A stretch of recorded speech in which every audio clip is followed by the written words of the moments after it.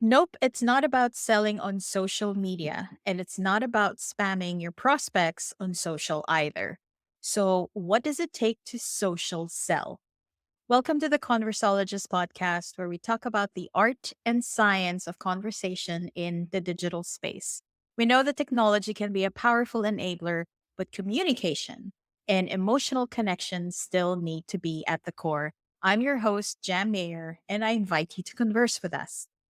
Today's guest is Gunnar Habitz, whose mission is to help smart leaders to connect and engage with their network, both online and offline, beyond word of mouth referrals. He recently published his book, Connect and Act Systematic Social Selling. Hello, Gunnar, and welcome to the show. Hi, Jem. Thank you so much for inviting me. It's definitely a pleasure. Just a little bit of a background for our listeners and viewers is Gunnar and I have been working together in Hootsuite, and he was my partner manager. He was very, very supportive. And up to this day, he is still very supportive of me. And we engage once in a while on LinkedIn whenever I'm in there. But it's wonderful to actually have Gunnar as part of my network. So, I've got a few questions. It's an exciting episode. So, look, as you know, there's still a lot of people out there mistake social selling as selling on social media, right? It's time that we clarified exactly what it really means. I mean, what is social selling and, well, what isn't social selling? Thank you so much for this question, which actually is very topical. So I created one definition in my book, and I call it like this: social selling is a clever approach of using social media and digital tools to enhance business conversations. There's a lot in this sentence, but number one, it's not about selling on social because that would be social commerce. Think about Instagram, where you have a link and you would like to sell something so that customers buy. That's not social selling. It would be more maybe social engagement, but you can take that term also towards charity. So for me, it's all about one ultimate target, and that is advancing the business agenda, whatever that means. So for not for profit, they of course would like to gain funds. For a regular normal company, they would obviously like to sell something at the end. For universities, it would be completely different. It is maybe they have better access to overseas students that they can come over. As I, by the way, I studied English in Auckland back in 99. Would be impossible without knowing about the Institute AUT beforehand.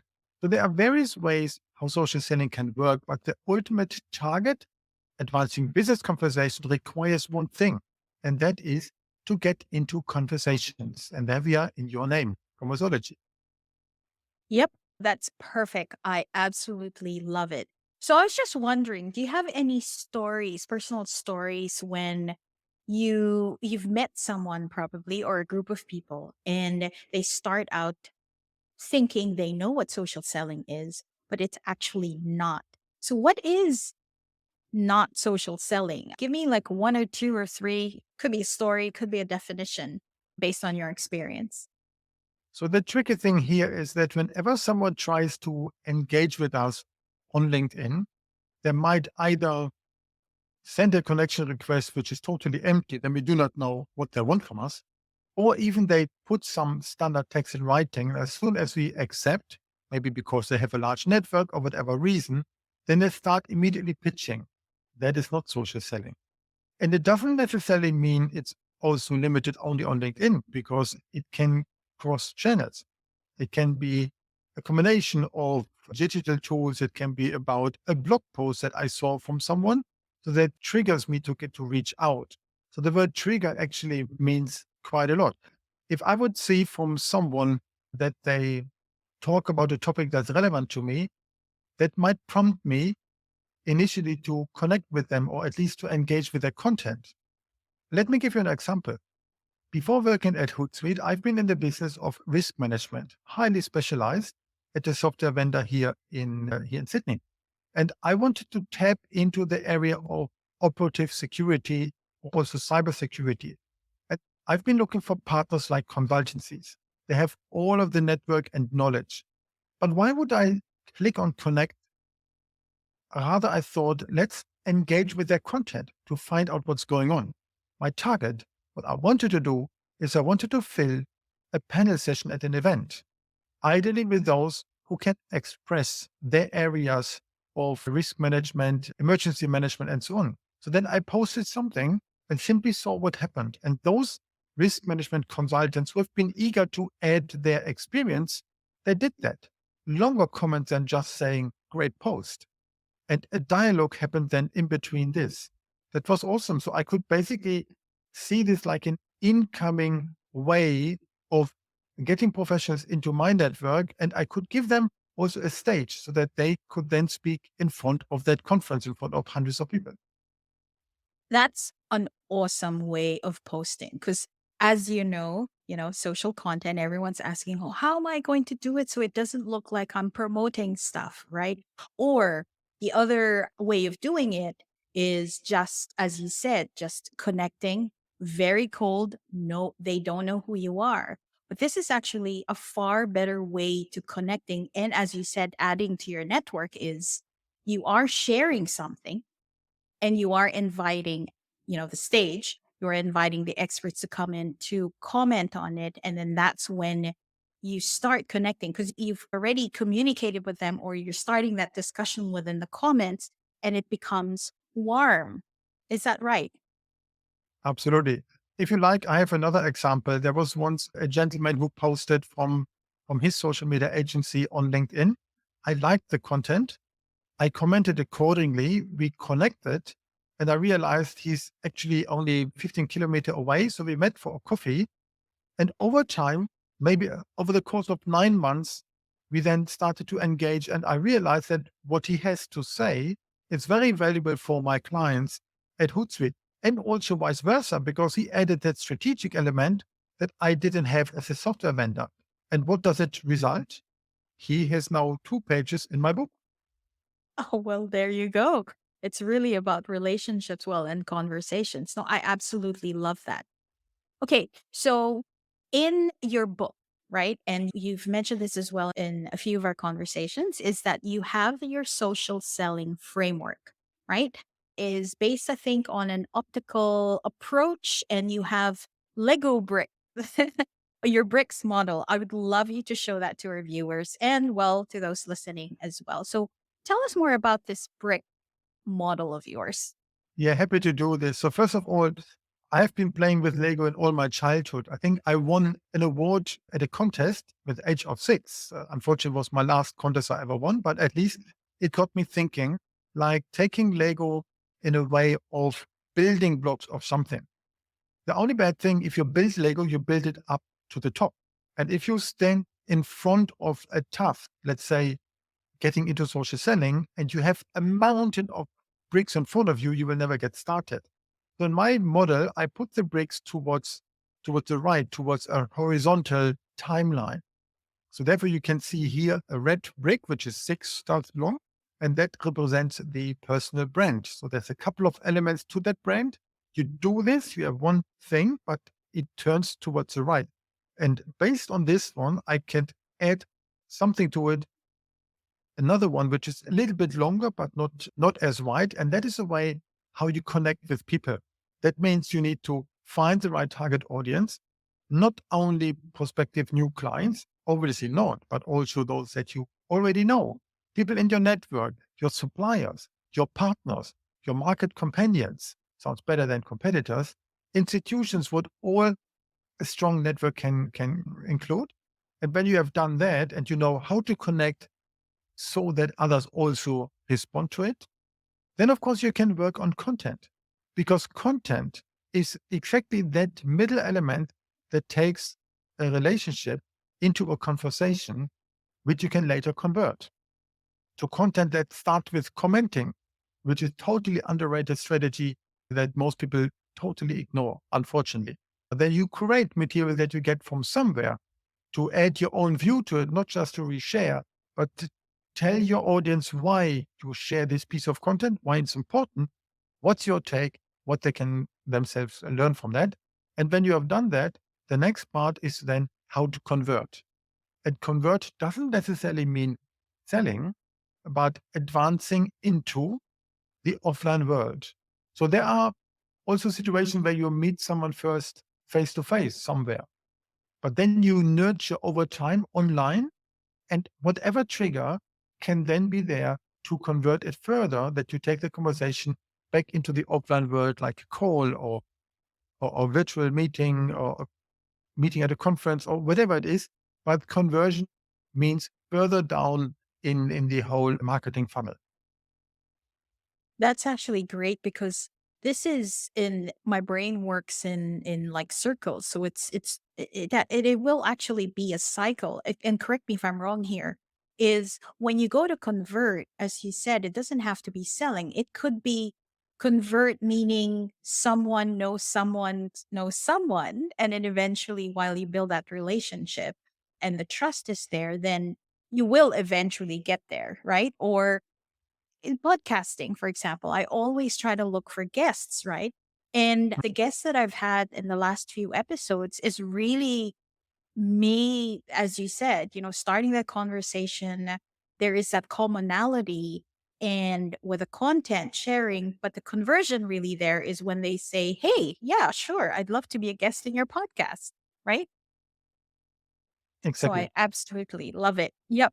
So let's just I have a question, and I think this is the biggest question of all, is that middle brick, the yellow one, right? Which is content. Do you have any tips on how to build that relationship, or how do you put content, or what type of content do you think is best so that you keep on, continuing that conversation so it just doesn't stop? That was a very long question, and it includes Sorry. well, You want me to break it down? no, the typical answer, of course, it depends on certain factors. So if I'm already known in my field for something, I can regularly post about a topic. So that's what I've done when I started posting on about social selling in November 2018.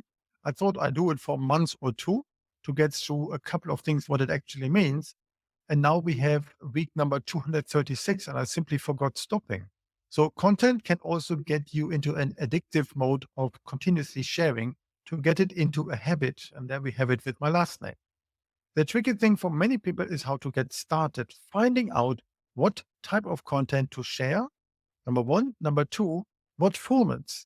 And then number three, maybe something like chiming, because what we want to have for the content is ideally an engagement so that there are people out there who like it, and even better, who comment on that, because those comments might be seen by others.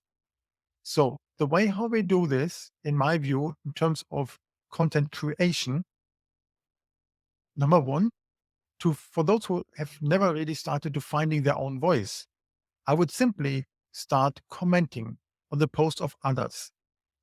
It might not be that your ideal client posts something like, I'm in the market for this and that type of service.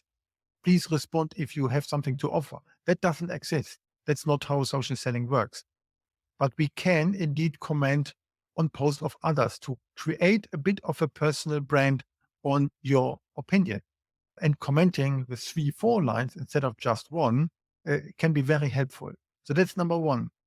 Number two, what I recommend also to find content from others that you can share that is suitable for your network for whatever other reason, as long you can add magic introduction why this particular piece makes sense for your own network. Of course, in the blue step you would have done before, create a proper network. But then when you start creating your own content, there's a couple of things to consider. What helped me quite a lot is that I'm a passionate networker. I like to go out and I simply share what I learned. For example, I went to events from MarTech companies like HubSpot or others in that fields, or Salesforce or Microsoft or any of the tech companies. And I simply give my eyes and ears and other senses to my audience as if they were in the target audience themselves. And I share what's going on. That is one way how you can build this as if you are the chosen person on behalf your ideal network member.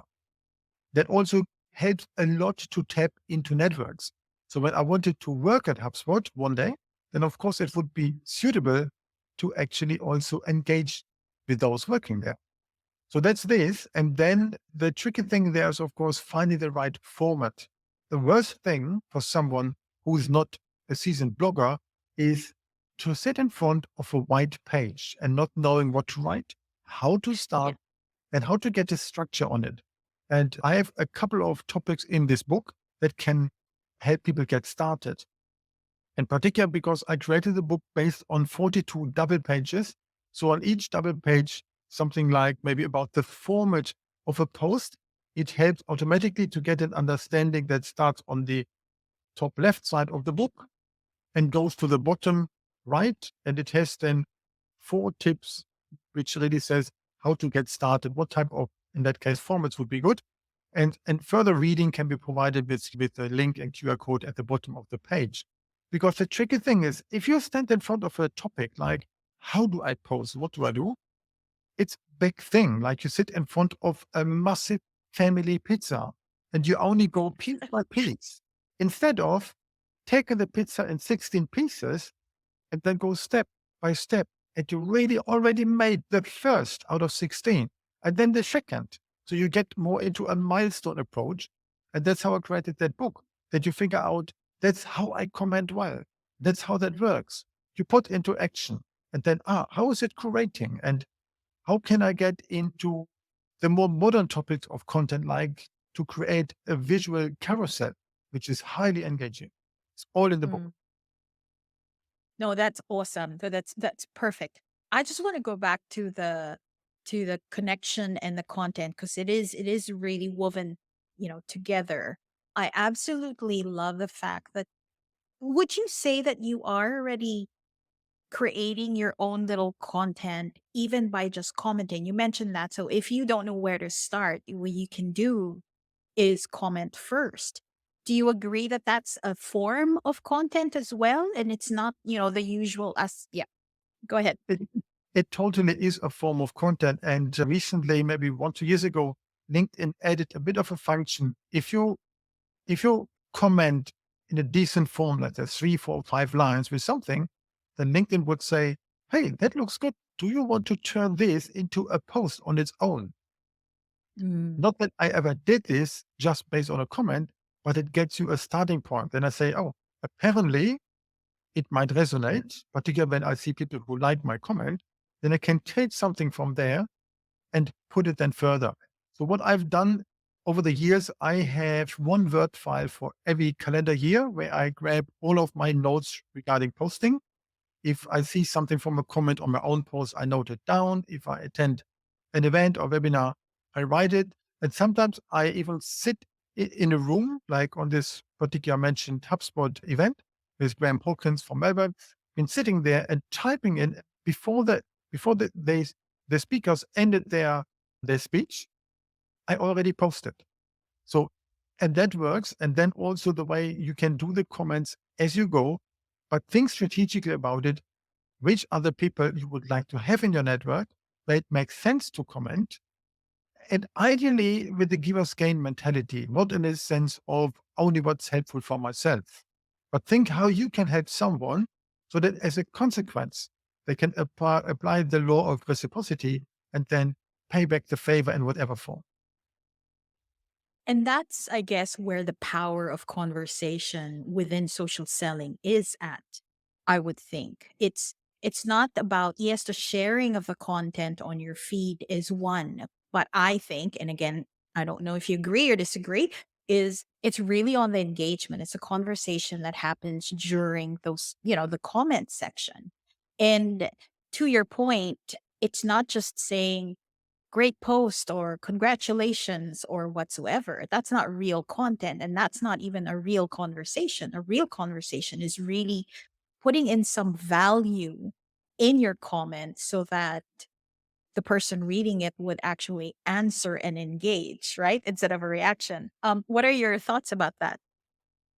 Absolutely. I really agree on this one. The conversation is something that matters.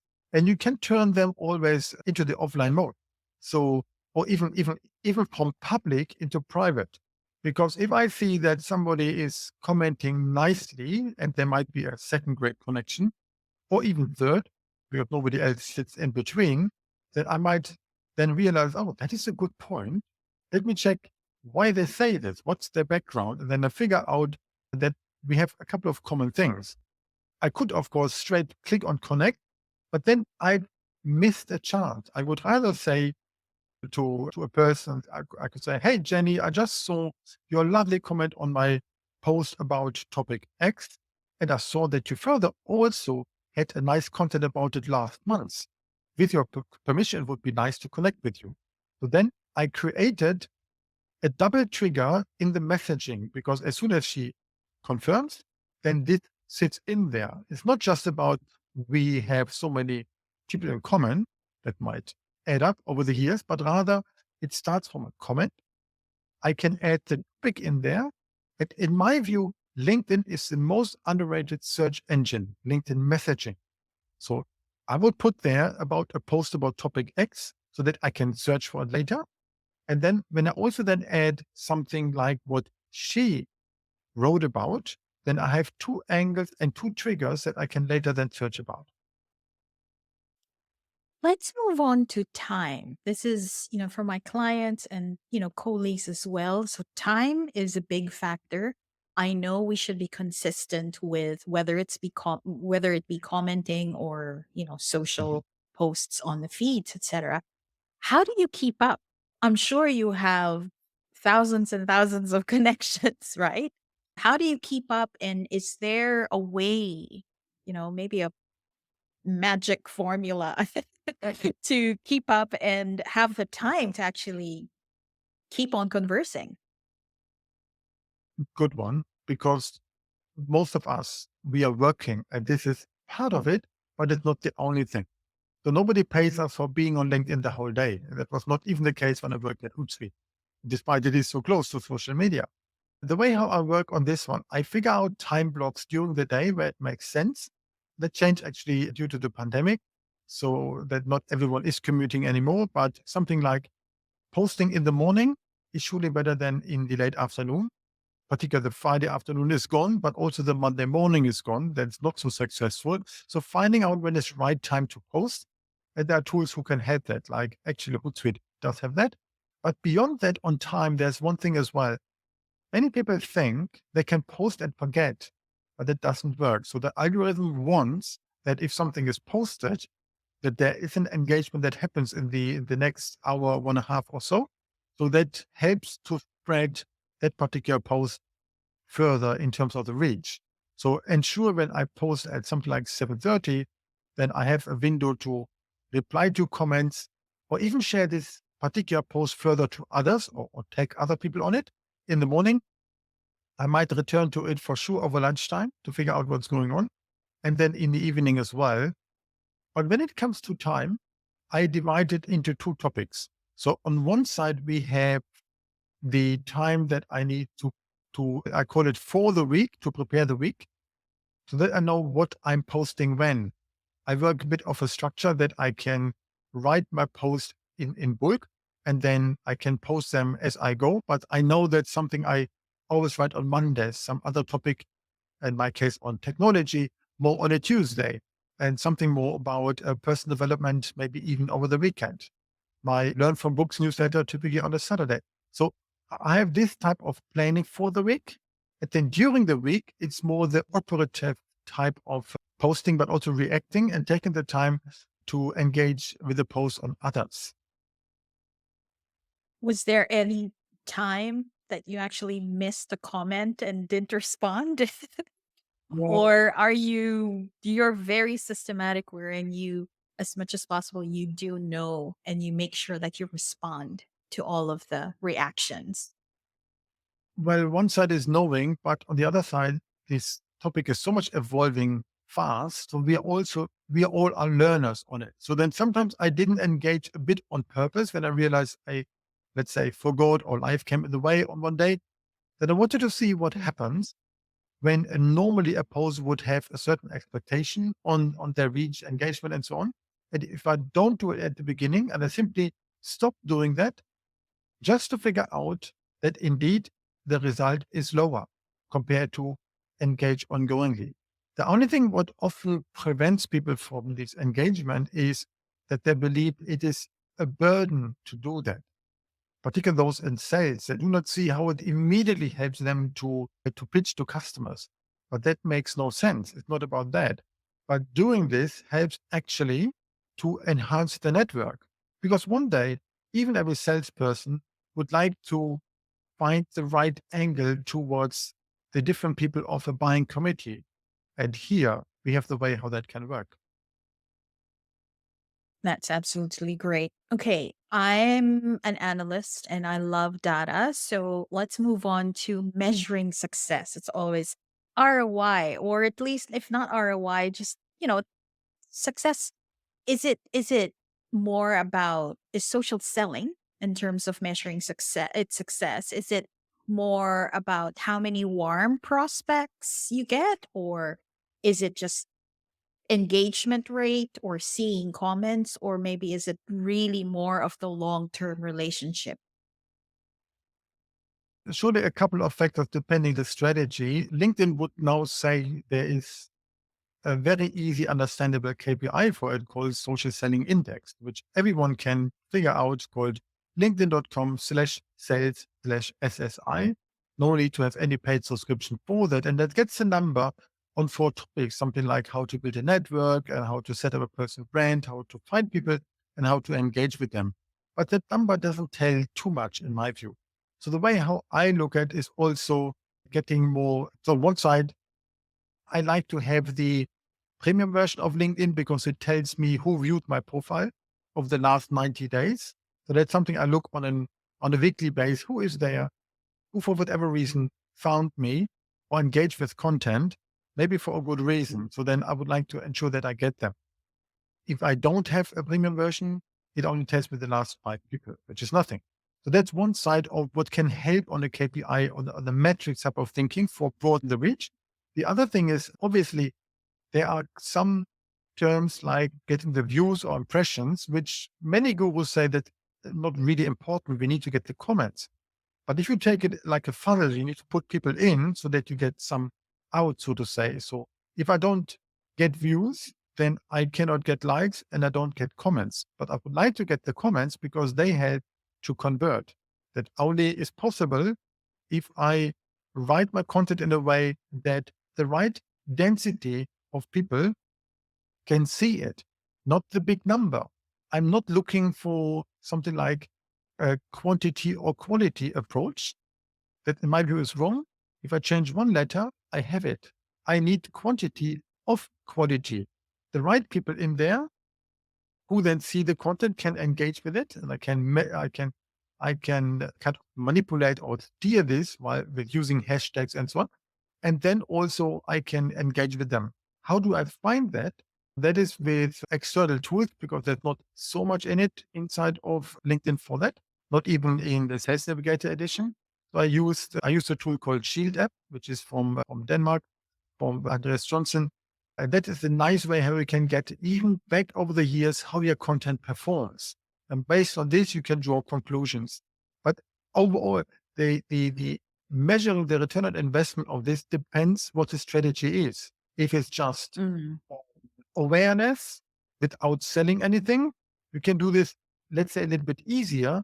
But if you then don't capture that awareness, you do not know why people go there. So for me, it's always a qualitative approach in there as well that then actually works. So let's step back a bit, going back to your bricks model. And I think there is one that says complete and it's around your profile on LinkedIn. How important is it for us to optimize your profile, or does it really matter? In my view, it matters a lot because there is one thing which is really awesome with LinkedIn compared to websites. Every company's website somehow looks different. With the advent of WordPress and other, let's say, CMS building tools, of course, there are certain commonalities, but you always need to look at the different place. With LinkedIn, similar to Facebook, Twitter, and so on, we know what to find where. We can compare within, maybe 2, 3 seconds if the profile looks actually kind of updated professional or if it is just an online CV from 20 years ago. And really 20 because LinkedIn now turned 20 on the 5th of May, 2023. So you can quickly see if someone is optimized for this or not. We know also one thing, whatever we want to do in terms of business or even from a consumer point of view, we do not just out ourselves that we would like to buy something. We rather would like to first test something out. We go to buy fashion, we first want to try, and then we maybe say that we're interested in it. Same goes on LinkedIn. We get referrals. I need a business coach. I get 2 or 3 examples. What do I do before reaching out? I check them out on LinkedIn. And I can easily see if someone is updated in his profile or not. If it looks like comprehensive, if the person most likely knows what to talk about, or if they're totally out and shy and better to say not really updated, maybe not in business anymore, maybe not up to date or anything. Therefore, the profile is important. There's 2 reasons why somebody comes to our profile. They are either searching for us as a person, or they're searching for something, what they're looking for, and then they end up at our profile. So we need to target both. If, for example, a former colleague of mine who has been working back in the days with me in Switzerland now tries to find me by name and realizes, oh, Gunnar is now in Australia, he at least had my name. Another one would completely differently look for something what I'm doing, like a partner manager, and then realize that maybe compared to others, my profile actually also talks about content, talks about hashtags, it's all there. And that also tells a story. So occasionally updating the profile is required. That's I look at it on a quarterly basis to figure out what I can potentially change. But also ongoingly, I take parts of my content, which either important or successful or whatever, and put it as a star on it so that it appears as a featured item. So I can always do and refresh this a little bit. Quarterly. Wow. I think the last time I've updated my profile was a year ago. It's still, I mean, it's still okay.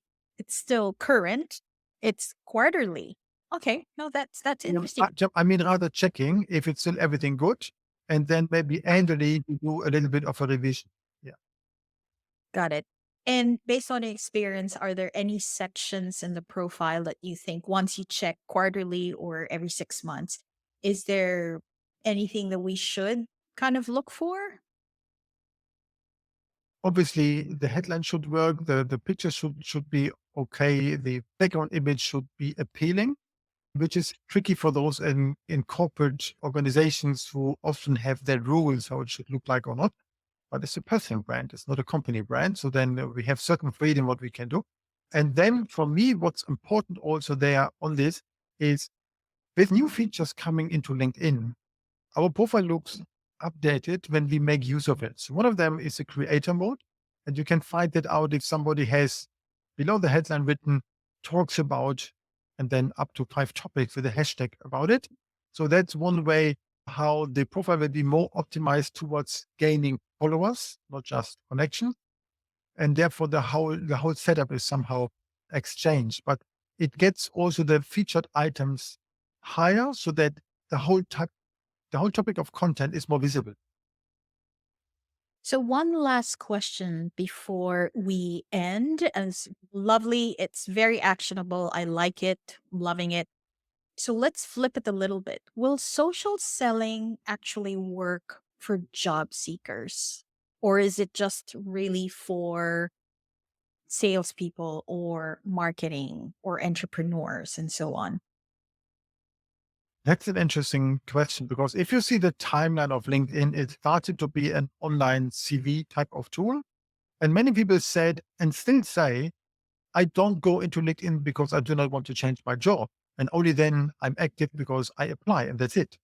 That is Yep. this type of yesterday mindset, which still many people have, unfortunately.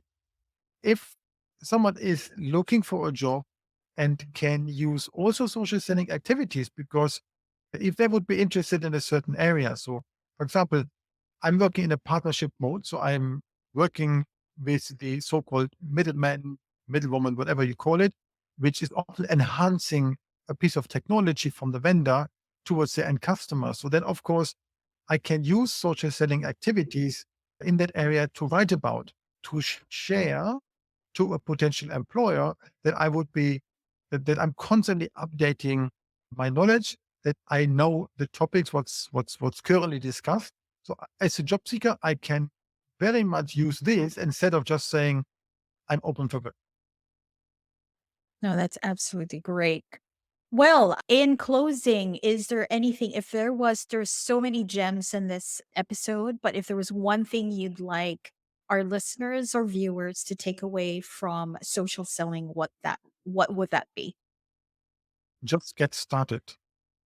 Don't don't think about content as a white sheet of paper with nothing on there, because I also have tips in the books how they can start with templates or something like this. You can even use ChatGPT to get some kind of thoughts about, as long you don't copy one on one. But just get started, comment on the work of others, figure out that gets you into conversations. And if so, also create your own content. You will be surprised. It will be an awesome way to connect with people who otherwise you would not be able to know. And as a nice example, when I had the physical book launch of this book in on the 4th of May, my birthday, I had the room full of people where half of them I would not know without LinkedIn at all because I started commenting. Fantastic. Thank you, Gunnar, for sharing your insights and stories around social selling and for being such a great guest. So, for the listeners and viewers out there, check out Connect and Act at Amazon. We'll provide the link in the show notes. Okay, where you can buy the book. I highly recommend you should. Of course, I do have a copy. I am waiting for a signed copy, Kunar. So there you go. Thank you. And don't forget to leave a message on Spotify and let us know your thoughts on this episode. If you found this on social, leave a comment, start a conversation so we can do the usual start a discussion way of things. Hit that follow button, or as they say, the bell to be notified of the next episode on your favorite podcast app.